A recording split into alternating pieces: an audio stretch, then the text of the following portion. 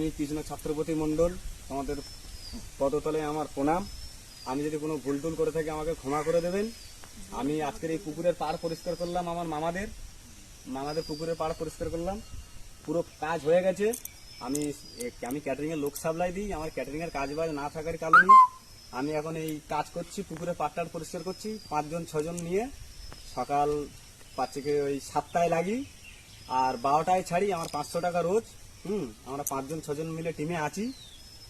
আর আমার phone number হচ্ছে 9609346515 আমার ফোন নাম্বার। আমার চ্যানেলটা হচ্ছে কৃষ্ণ ছাত্রপতি মণ্ডল, আমার চ্যানেল আছে। আমার চ্যানেলে আপনারা সাবস্ক্রাইব করে দেবেন, লাইকও করে দেবেন। আমি এই বলে আমার বক্তব্য শেষ করছি। আপনাদের পদতলে আমার আবার প্রণাম।